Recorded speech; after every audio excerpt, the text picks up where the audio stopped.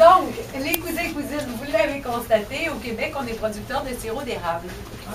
À chaque année, de la mi-mars à la mi-avril, on va faire la récolte de ce qu'on appelle l'eau d'érable. Et on appelle ça de l'eau d'érable parce qu'en fait, ce qu'on va récolter, c'est 97% d'eau et 3% de sucre seulement. Alors ça ici, c'est la méthode traditionnelle. On fait un trou dans l'arbre, 2 à 3 cm de profondeur. On insère le chalumeau, on place le seau. Si on a la bonne température, c'est plein le soir vers les 18 heures. Mais la bonne température, ça veut dire moins 4 à moins 5 Celsius la nuit, 4 à 5 Celsius le jour. Si on n'a pas ça, il n'y a rien là non plus.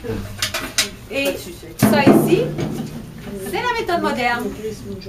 La tubulure, ça va être un peu comme un pipeline. Ma cousine, par ici, s'il vous plaît. Vous voyez, tous les érables sont reliés ensemble.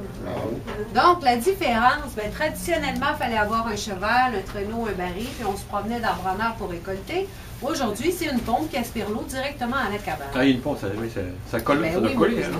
Ça colle pas? Ben, c'est 97% oui, d'eau, 3% de sucre. Oui, donc d'accord, ça passe. Hein? Oui, ça passe. Ah oui, ça passe en masse. Donc, on a 3 espèces d'érables qui vont produire cette eau-là. L'érable à sucre, l'érable rouge, l'érable argenté. L'arbre, il commence à produire vers l'âge de 40 ans, et ça va jusqu'à 400 ans. À 40 ans, il produit 5 litres d'eau par jour. À 75 ans, entre 10 et 15 litres par jour. À 150 ans, entre 30 et 35 litres par jour. En fait, plus il va vieillir, plus il va produire, parce que plus il va grossir. Et plus il est gros, plus sa capacité d'absorption d'eau devient grande, plus nous, on peut en récolter. Une fois qu'on l'a récolté, les cousins-cousines, on vient la faire bouillir ici dans ce qu'on appelle un évaporateur. Alors, celui-là est chauffé au bois. Il y a plusieurs producteurs qui, eux, vont chauffer au gaz. Ça veut donc dire qu'ici, on n'a pas la méthode la plus moderne, mais on n'a pas la plus traditionnelle non plus. Hein? Oui, c'était le chaudron. Et bien souvent dans ce temps-là, ma cousine, on change encore. C'est pas grave, je vais dehors. Donc, bien souvent dans ce temps-là, même la cabane n'existait pas. Hein? On bouillait directement à l'extérieur sur le feu. Eh oui.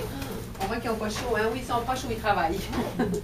Donc, c'est pas compliqué. On va remplir nos 3 bassins d'eau, on va partir le feu. Lorsque ça va bouillir, notre eau, elle va s'évaporer. Ça, c'est la raison des trappes en haut.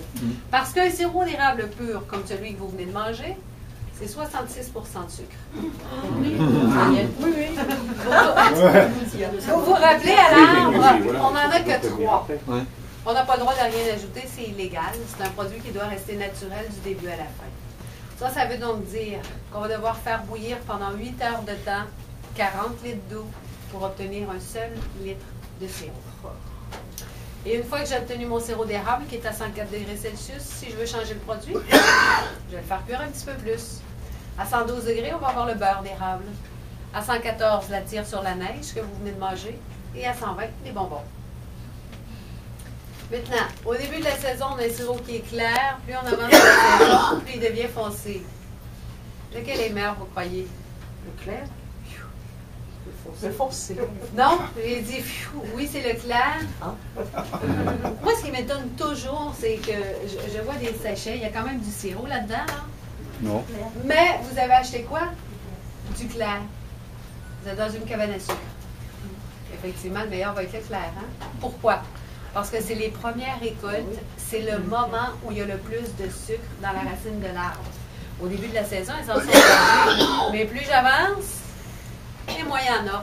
En fait, du sirop foncé, on appelle ça du sirop de poteau. Poteau de téléphone, poteau électrique. Ouais, ça veut tout dire. Alors, les cousins-cousines d'érable, c'était découvert par les Indiens. Ça, aujourd'hui, c'est devenu une très grosse industrie. Seulement au Québec, on est 10 000 producteurs. L'année dernière, on a produit 60 millions de kilos de sirop. On l'exporte dans 32 pays. Et puis, les plus grands consommateurs après nous autres, hein, États-Unis, Japon et France. Et les cousins-cousines, si jamais vous vous ennuyez du Québec, essayez ça voir. 2 tiers de whisky, 1 tiers de sirop d'érable. On mélange bien, on place ça au frigo un bon 12 heures. Ça, c'est un digestif qu'on appelle le sortilège. C'est bon. Il y a des questions? Il y a une hauteur idéale pour faire la percée dans